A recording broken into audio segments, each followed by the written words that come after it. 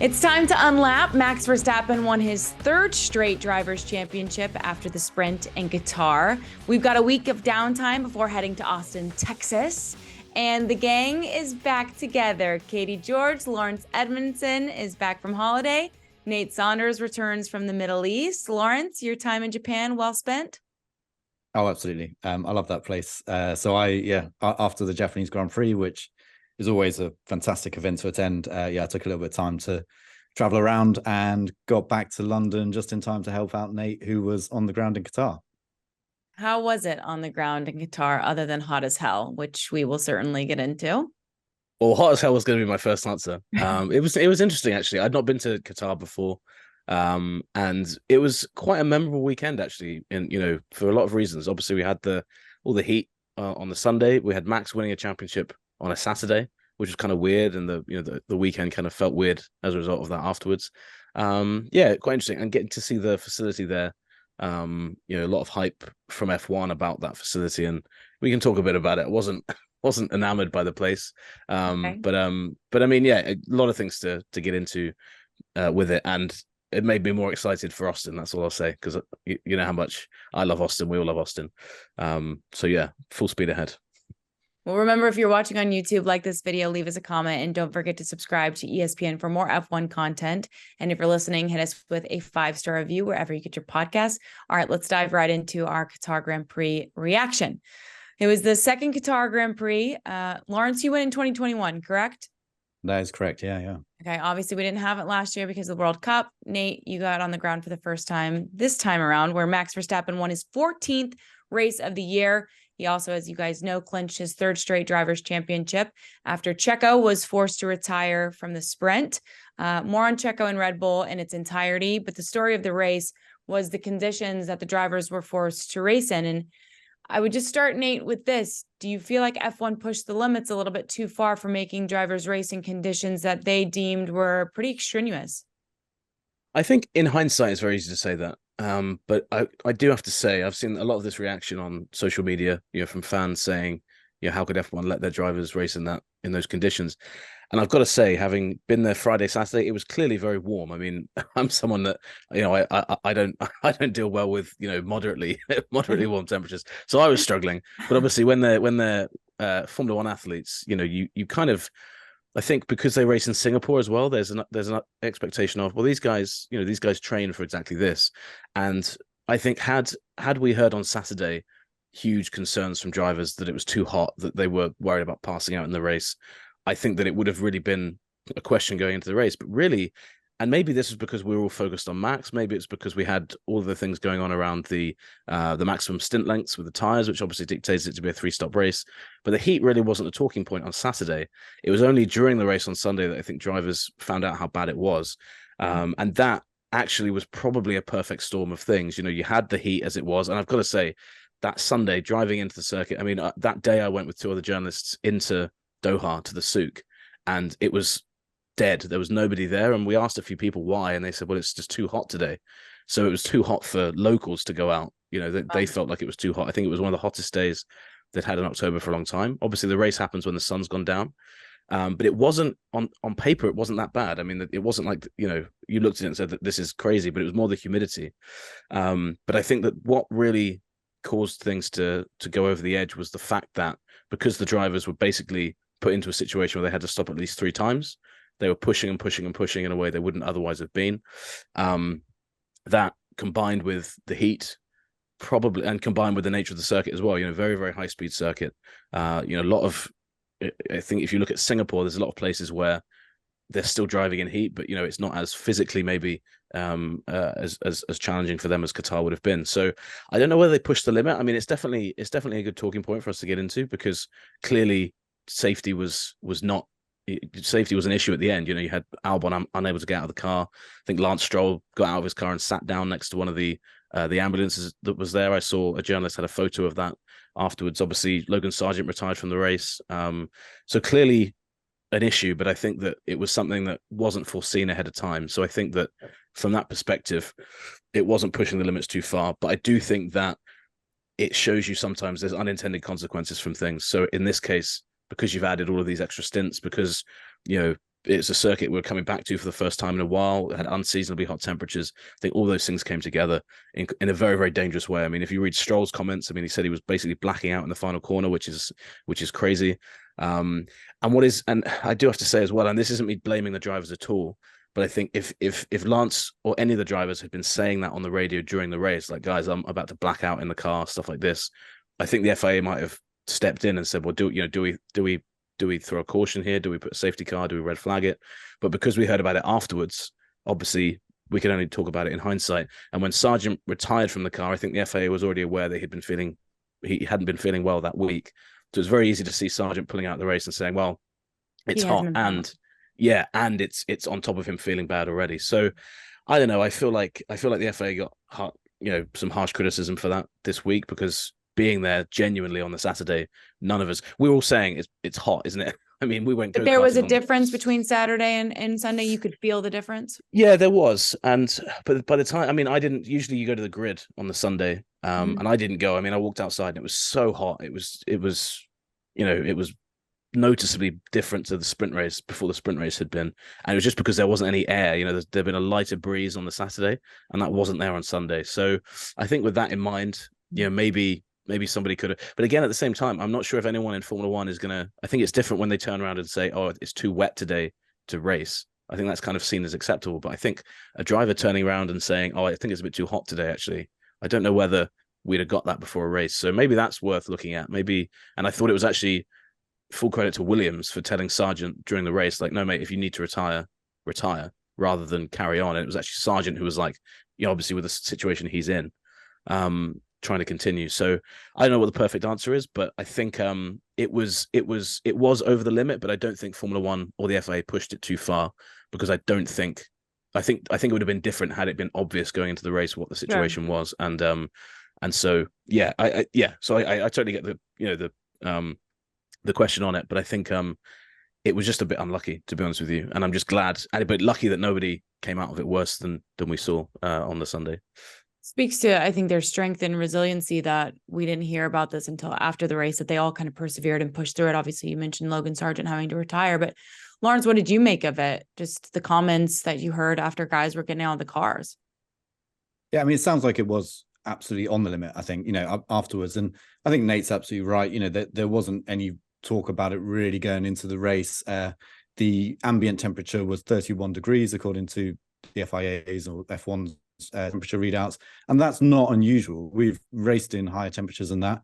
We've raced in high temperatures than that in the daytime as well, when you've got the sun beating down. So it didn't. I have to say, even from where I was sat in London, which was quite a bit cooler, it didn't feel like it was a danger going into the race. But that doesn't mean that, having seen what we've seen and heard what we've heard, and finding out that Ocon threw up in his helmet on lap 15, 16, it doesn't mean that the FIA then shouldn't look into, wait a minute, what can we learn from this? How can we make it safer in the future? Because if it was the case, and I have no doubt for Lance Stroll that he was, his vision was going blurry in the final few corners towards the end of the race, that is a very, very serious safety issue. And in the same way that when the drivers start to aquaplane in the wet, whereby they have no control over their car anymore because the tire tread of the tires is just full of water and the tire is essentially floating on top of it, then we inevitably have a red flag, or ideally you have a red flag before you get to that point. Well, the same should be true of conditions there. And I guess it is a tricky thing to determine, because Nate's absolutely right as well. Other tracks, I think it would have been fine, slower tracks, but Qatar is fast corner after fast corner after fast corner. And when you're dealing with things like a lowered blood pressure, a lapse of concentration. I remember talking to a doctor about racing in Singapore a few years ago, and he was saying that if your body weight loss through basically sweating drops 1.5 to 2%, beyond that you start to lose cognitive ability. So fighter jet pilots have the same thing. Once you get to a certain point, there is it starts to get a little bit dangerous. Then once you get to 4 to 5% loss of body weight through sweating and basically dehydration, that's when you start to hit an actual danger point where you can just completely lose your normal ability to function and to deal with what is going on around you. And when that's happening at 160, 170, 180 miles per hour, and the cockpit temperatures, which we've never had. I don't think they've ever actually been monitored. If they have, we haven't had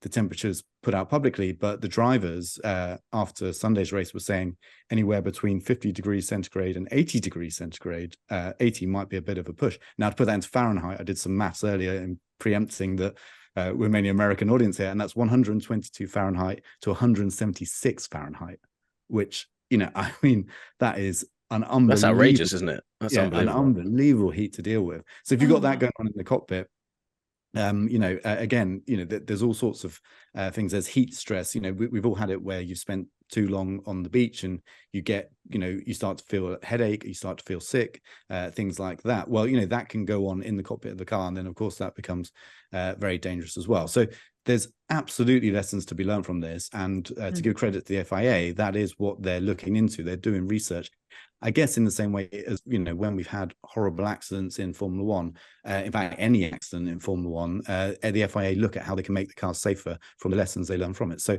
the same thing is happening. How can they improve airflow through the cockpit? We saw drivers trying to literally channel air towards their helmet and their body with their hands whilst going down the straight at 200 miles per hour. Clearly, that's not a situation that we should ever see in a motor race. And, I'm sure you can point to countless historical examples where races have taken place in, ridiculous heat and all the rest of it, and so on. But, we do also live in a world now where this is a motor race, and we don't want to put anyone in any undue risk. It's essentially entertainment. It's a sport. They don't need to prove themselves to this level, I don't think, for F1 to consider itself a proper sport or something ridiculous like that. It should be about safety. So I think the FIA are doing the right things, and we'll have to see what, after some careful research, talking to people far more intelligent than myself, doctors with medical background, about what really is safe, what isn't, and how these, as Nate said, you get these perfect storms of environments which become dangerous. Once we get an understanding of that, there'll be changes. Yeah, and just to add a bit more color to people that weren't there, one thing that was amazing, I mean, talking to the drivers after the race, I mean, Liam Lawson looked like he'd just been in a sauna for about 5 days. Stroll basically walked in to the media pen, and you could see, when someone's kind of staggering, maybe after they've been at a club for one too many beers, he came in like that, but you could see in his eyes he really was struggling to just kind of, and then hunched over the barrier when he was talking to people. I mean, Yuki Tsunoda said, and Laurence is right, drivers were doing anything they could to get air into the airflow into their body. Wild to see. When he was opening his visor, he said he was getting a face full of sand. So it was like, I've got the option here of either keeping the visor down and no sand but being too hot, or opening the visor, getting a bit of air in, but also get sand all over into the eyes. I think some of the drivers said they couldn't drink their water, obviously, because as mentioned, with the cockpits being so hot, they were basically just drinking boiling tea at that point.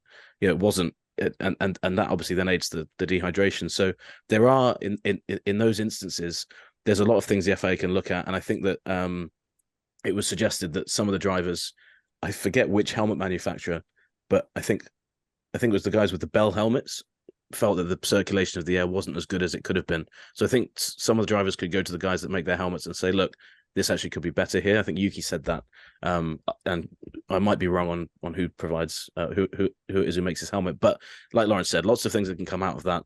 And something that's worth noting is that next year we shouldn't have this issue again. The race is December the 1st next year in Qatar, and that's actually I think the biggest learning from this that you can take out of it is that I think there was some confusion on the Qatar side. When they saw that this race was where it was in this year's calendar, they looked, towards the end, and they said, well, okay, we're not down there, looked a bit further up, and they suddenly see themselves in October. And I think that promoters of that race were a bit skeptical about the date of it, having, spoken to people on Sunday evening. And I think that sometimes is telling. I think promoters probably need to be a bit more vocal about that, but also Formula One this is the problem with organizing such a big calendar. Sometimes you're putting races in places where it's too hot. I mean, Vegas is maybe going to be the opposite of that. We're racing late November. It's going to be freezing in Vegas, and that has just been put there because that's the ideal place for it on the calendar in Formula One's mind. So the formation of the calendar as well is something that I really think Formula One needs to take a step back from and have a look at, because if you're forcing races to happen because you need it to happen in October or whenever it is, then I think you open the door to these kind of possibilities. That definitely is something that he's looking at. Yeah, and with Vegas being an example, you can't have Vegas in the summer months because you're talking about 120 degrees Fahrenheit in terms of outdoor temperatures. And then you put these guys on track, you're going to have a very similar situation to Qatar. So definitely worth noting that it's not the same part of the calendar next season. Hopefully they learn a great deal from it moving forward, but it was certainly a sight to see. Like we mentioned, Max Verstappen wins his 14th race of the season. Oscar Piastri finished second. Lando Norris rounded out the podium in third. But it was just a typical dominant performance from Max all weekend long. He's one win away, Laurence, from tying his own record of most wins in an F1 season. Race after race, I feel like we've learned that no matter who he's going against, no matter what track he's on, he just is dominant. It doesn't seem to matter. He's been incredible all season long. And I know we've talked about it throughout the season as we've gotten to this point, but just put a bow on it for us in terms of locking up this championship so early and on a Saturday. Well, it is exceptional. As you mentioned, 14 wins so far. Last year, he set a new record of 15. Before that, I think it was 13. So the fact that he's 14 with 5 races left to run, he could end up winning 19 races this year, which is basically what Mercedes did at the height of their power as a team, not as a single driver. So it is remarkable, and look, it is fully deserved. And it was a funny situation because we knew going into Qatar that almost certainly Max would be crowned champion that weekend, unless something very strange happened. And then it happened in the sprint race, and I don't know. I mean, Nate will be able to speak to this at being on the ground, but it did seem a bit odd that there was still a race to run the day after his celebrations on the Saturday night. But I think what more can we say about the season of Max Verstappen? It's just been on another level, and I think already we're hearing from Max himself and from Red Bull certainly that they're not expecting it to be the same next year and going forward. Now, I think a little bit of that is they don't want to sound arrogant, they don't want to kind of set themselves up for a fall, but equally it is very unlikely that this kind of thing happens again. This level of domination, it requires so much to come together, and of course then that one person in the cockpit to make the most of it, and that's what Max has done so well. And while we had all this stuff, chaos going on behind, and wheel to wheel racing, drivers taking each other out in Mercedes, drivers vomiting in their helmets, Max, who by his own admission does not consider himself the fittest driver on the grid, was just kind of never really in doubt of a victory. So it's another level. So appreciate it while it's here. And then I think most of us are hoping, apart from hardcore Max Verstappen fans, that at least we see a bit more competition. We see him pushed in slightly different ways next year. What was it like seeing it wrapped up on a Saturday, and then obviously the celebration that was, and then getting ready for a Grand Prix the next day? It was very strange. And I think because of everything that followed on Sunday, it didn't feel like the wind had come out of it completely by the end of it. But it was strange because you got to Saturday, and poor Oscar Piastri, first of all, wins the sprint race, superb performance. He gets out of the car and it's like, Max, you've won the championship. So, and I don't think, I don't think we're too upset about that. But I did feel at the end, I was like, it was a weird one, right? Because you've got Max winning the championship by not winning the sprint. So not only have you taken focus away from the Grand Prix, but I feel like you've also kind of ruined the sprint race, because the outcome of the sprint race wasn't what you were talking about by the end of the day, if you know what I mean. Piastri wins the sprint race. It's about Max. Going to the race, Max has already won the championship. It just felt weird to me. And I think that, I think I'm in principle, I'm a fan of the sprint, but I think this was an example of, where it really is maybe not great, if you can win the race away from win the championship away from a Grand Prix itself, because if you tuned into the race on Sunday, it was like, well, Max won the championship yesterday. It was like watching the Super Bowl and being like, well, actually the Chiefs won this yesterday, but they're playing the Super Bowl anyway, just because. You'd be like, okay, that's a bit strange. It may be not a great comparison, but I always like to throw in an NFL reference when I can. But I think what was really telling about it from a Verstappen point of view was that Verstappen, he's his personality, his character, he's like a robot, and I don't mean that in a negative way at all. He won the race, he got out of the car, And he said, yeah, really happy to have won. He was already talking about winning the race tomorrow, and he was just very open about everything. People said, do you think you can match Schumacher and Hamilton's 7 or surpass that? And he said, honestly, I don't know. I don't think he said, I'm just enjoying this moment now because you don't know how long this will last for. And you do get the sense with Max that he's just taking it all in at the moment and just enjoying it while he can, because Laurence is absolutely right. I think that other teams are kind of starting to feel that maybe by the end of next year they can be in the mix. I actually think that Max, out of all people, wants that a little bit to be the case again. I think he's enjoying this right now, but he's been dominant this year, and he said this has been his favorite season so far. But I think that deep down he wants to be racing people on track and beating them, in the fights that he had with Lewis in 2021. I think any driver would want that. But it was odd, and I've got to say as well, there was a great moment in the press conference afterwards when I think a few journalists were trying to get Max to admit that he was basically going to go out and just have a load of beers at the hotel afterwards, because they kept asking him, "What are you going to do to celebrate? What are you going to do to celebrate?" And he kept laughing. And he was like, "Guys, I'm going to be here tomorrow. I'm going to have a sparkling water tonight." And then, I don't think he's the biggest drinker either, Max. So I don't know whether people were trying to get some big story out of him, like, "Oh yeah, we'll see if I'm in a shape to drive tomorrow." But I think it speaks to Verstappen and his professionalism and also his focus that he turned up. And I think actually, if anything, he was even more focused on that Sunday than he may otherwise have been. Just and remarkable to see it. And I managed to get one of the Max Verstappen 3-time world champion hats as well. So from a personal perspective, it's the first time I've ever done that. So if you ever see one of those lying around, Laurence, in Austin, you got to grab it. There might be some left, I don't know, but it was very cool to see. And I don't know what fans thought of it going the way it did, but being there, you definitely felt that it was odd. And obviously it adds to this kind of run of, I quite like the quirkiness of Verstappen's championships. Obviously 2021, Michael Massey, maybe quirky is the wrong word there, but different and controversial. 2022 crosses the line in Japan. We don't know he's champion for a bit. There's also been all the cost cap stuff. And then 2023, he wins it on a Saturday. It's like there's always something different and unique about each time he wraps up the championships, which I think is great. He doesn't care about any of that. He was asked all these questions and he was just like, I don't care, I've won the championship. But he did say it was his favorite one of the 3, which I think is quite telling of how good he's been and how good he feels in the car, in the situation right now as well.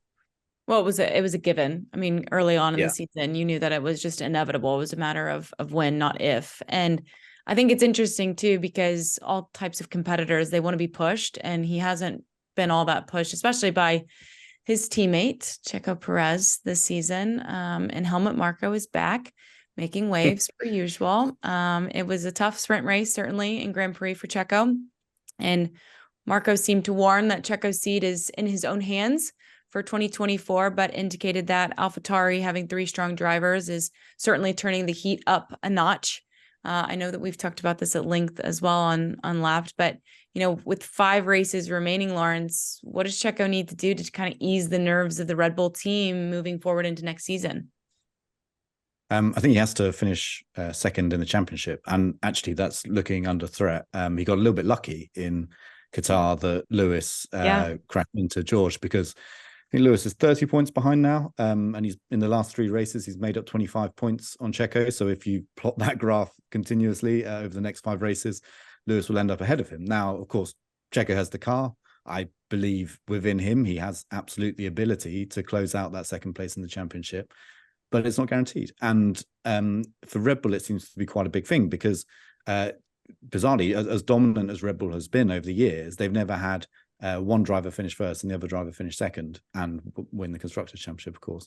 So they've never been able to kind of get that almost perfect season. Now, you don't gain anything for doing that. It's not like you get any more prize money or anything like that. But I think it is something that they want. And it's also an indicator going into next year. Again, as I mentioned, they seem pretty convinced that they won't have the advantage they've had this year. And if they don't, then the prospect of say, Lewis and George and Carlos and Charles at Ferrari scoring points together to push those teams up the Constructors' Championship, then Red Bull, okay, it seems absurd now because they're so far ahead, but if the gap does close, then Red Bull will start to worry about whether they can win the Constructors' Championship, because Checo is performing so far off Max. And yes, Helmut Marko made those comments, which, kind of been doing the rounds.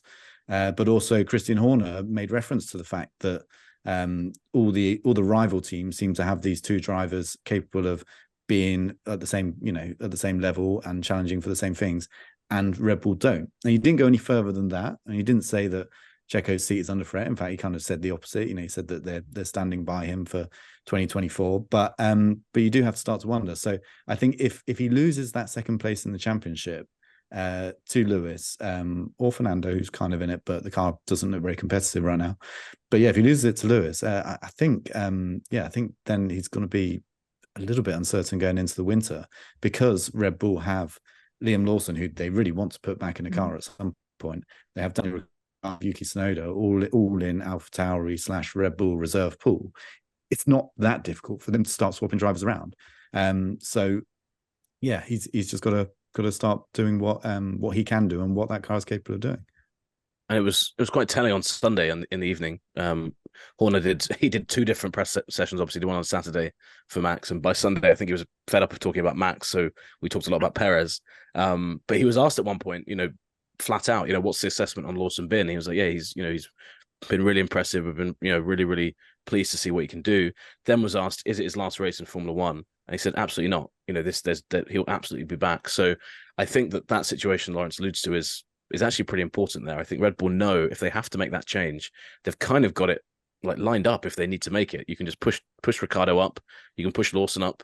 Who knows what happens to Perez then? But I think that that is clearly front of mind for them now, and it's Red Bull. So you wouldn't bet against it happening. And the fact that, I don't know whether Helmut Marko just has a few journalists on retainer who he just kind of goes up to and says, I'm just going to say something really outrageous to you now about Perez. Although this wasn't the most outrageous thing he said about Perez, but he always says something that, makes headlines the following week. I think the way Horner spoke about Perez at this race was different to how he's spoken about him before. It wasn't we're fed up with the guy, but it was clear every time he spoke, he said, we're desperate for him. I think he kept using the word desperate. He said, the team is desperate for him to get better. You don't usually hear Christian say things like that about about a driver. So that was quite telling, and it was quite noticeable that every time Christian's quite good at the political responses. I think he'd make a really good politician whenever he steps away. But he would keep coming back to that same point. The team really needs him. He's letting the team down at this point, and we haven't.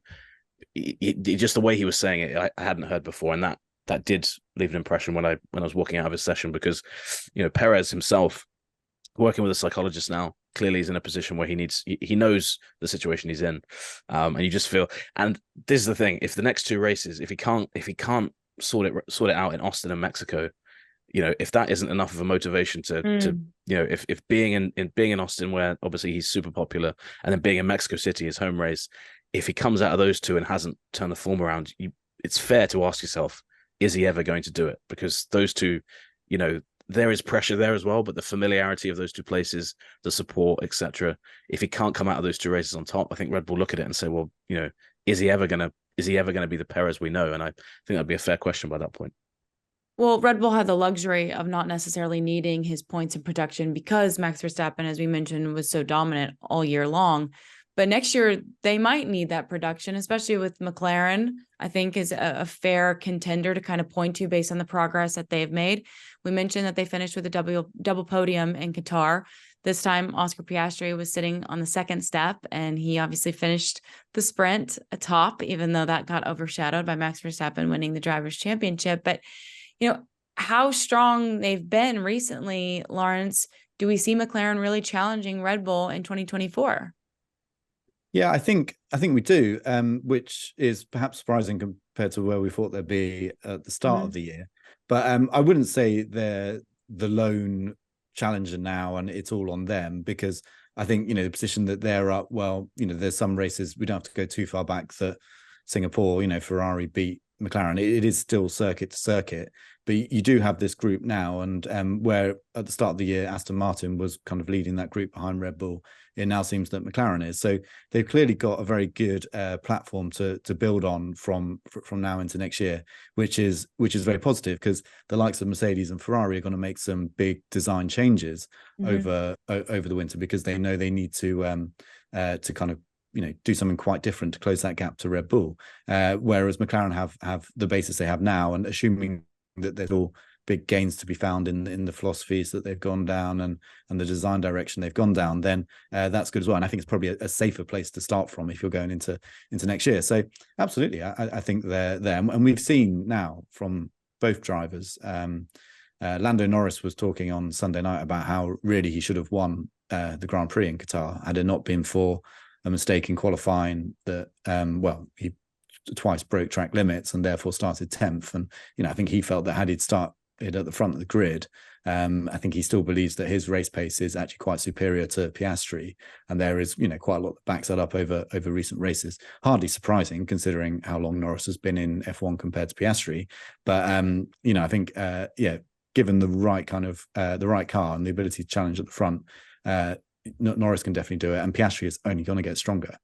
He's got that raw absolute talent. We've seen that in the last few races, and sure, there's a few things which he can refine and get up to Norris's level, but Norris's level is incredibly high. So the fact that he's beating him as he did in Qatar is something pretty special in a rookie year.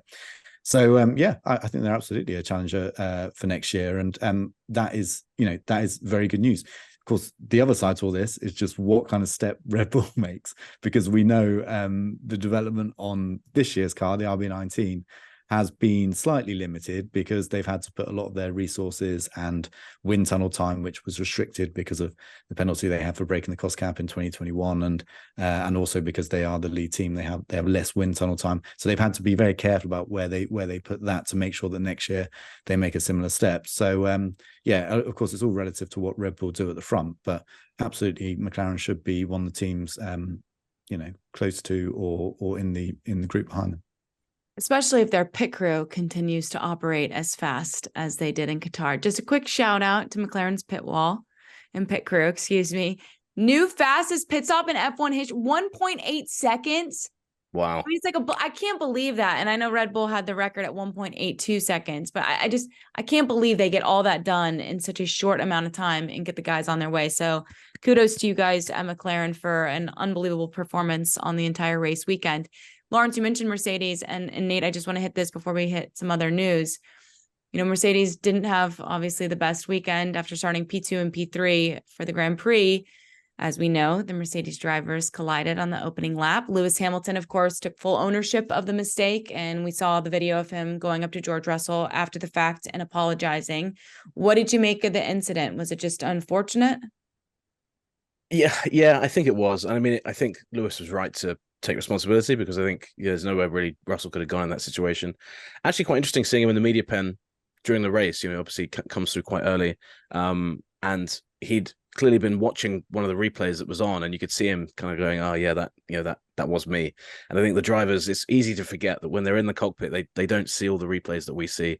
And it just, with McLaren starting so far back as well, I think Russell alluded to this as well. It was a really blown opportunity from Mercedes. They could have maybe beating both the McLarens is a big ask, but with, again, going back to the stints, I think as soon as you were out of sync with everyone in that, it was really difficult to get yourself back into it, because normally what you'd have done with Russell in that situation is you said, right, you're going to pit early for the after the contact, and we'll try and go long. So we'll try and get out of sync with everybody else in the pit stop window. You couldn't really do that in the same way. So for Russell to come back to fourth position, I think showed how much pace there was in the car.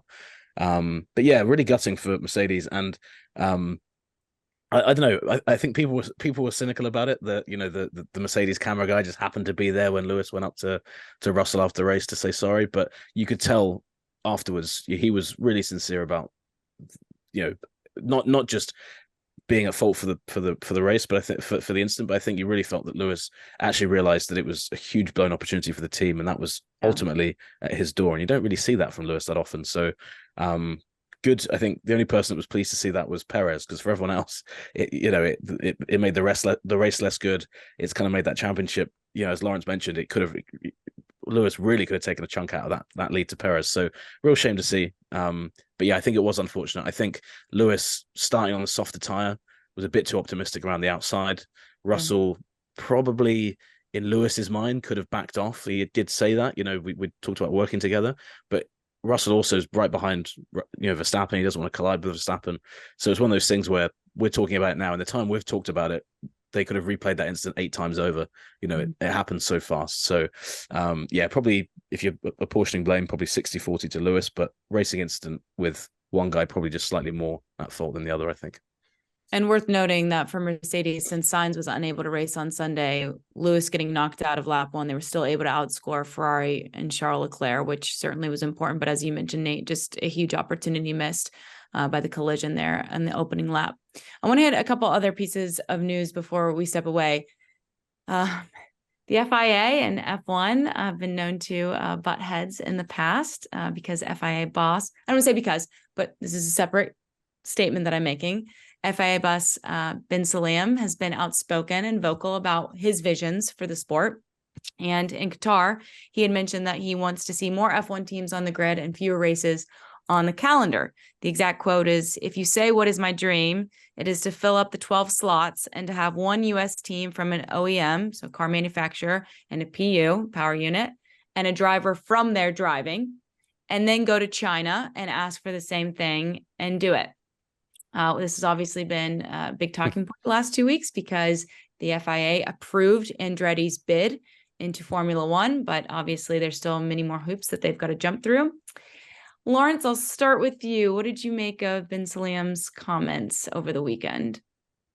Yeah, it's very targeted, isn't it? Because the more F1 teams means that F1's revenue gets split between more teams. Fewer races means there's less opportunities to charge big race sanctioning fees, and therefore their income is reduced as well. So it's like the two things that F1 absolutely does not want. Yet I do kind of agree. Like, I think, you know, F1 would probably be a lot more fun to watch, I think, if you had more teams. And at the moment, I think we've got so many races, some of which are in, you know, places where the racing isn't actually that fantastic and there's not much of a history of any kind of motorsport fandom or culture or anything. And therefore, I would quite like to see an 18 race calendar like it used to be. I think it would be more focused. I think each race would count for more. I think, you know, championships would either be more exciting when you've got two drivers going for it. You wouldn't have this big kind of period where you lose the thread of the battle midway through. And then if one team is dominating, at least you get it over and done with a little bit quicker.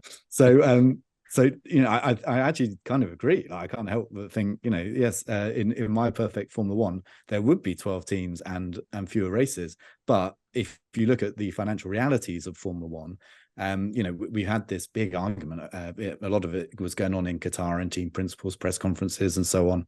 That, you know, are we yet at a stage where the F1 ecosystem, the amount of money within F1, despite its recent growth and everything else, can support more than 10 teams? Or are we actually still a little bit of a balancing act with some of the teams? James Fowles, the team principal at Williams, pointed to the fact that Williams is still racking up huge losses because partly because it is investing in its future, but also because, you know, we're not yet at this stage where the F1 pie of money is big enough to make sure that everyone is making a profit. It's still often the very top teams, you know, who are bringing in stuff and are able to easily bring in sponsorship and prize money to cover the cost cap, and then also get all, you know, they've already got all their expenditure paid for on new capital, on bits of their factory. Therefore, they don't need to invest huge amounts of money. There's still lots of teams doing the catching up. And so if you add another two in there, then you know, that money is getting spread wider. And if you take away two races and you knock, I don't know, I mean, potentially if you knock two Middle Eastern races off F1's balance sheet, you're probably going to decrease the amount of money they're bringing in each year by 120 million, you know, dollars. Massive. So I think it's a very pointed comment, and clearly was meant as a bit of a firecracker just to increase the pressure on Formula One to make a decision on Andretti. And of course, the FIA is very keen for Andretti to join, and F1 still seems pretty lukewarm about it. It was also interesting. He said he likened the governing body's position as a landlord. He said, "We are not a service provider. We own the championship. We leased it. We are the landlord. So that has to be respected also. My intention was never to embarrass or to put someone in a corner. Liberty Media, or FOM, Formula One Management. I am here for the spirit of the sport." Nate, do you agree with Ben Sulayem? I mean, I agree that the landlord definitely. I mean, that is, if you actually look at the way it, Structure. the structure is, that is basically true. But I think there is a question in Formula One about why Ben Sulayem and the FIA picked now to have the Andretti bid. I think that obviously Formula One's making, it's in a very, very good place at the moment. But I think that decision alone was seen as quite antagonistic, at the start of the year to open that tender up. So I don't know. I mean, I feel like I completely agree with Laurence. I mean, back in the day when you had more teams, that those were kind of the glory days you look at now when it comes to the size of the grid.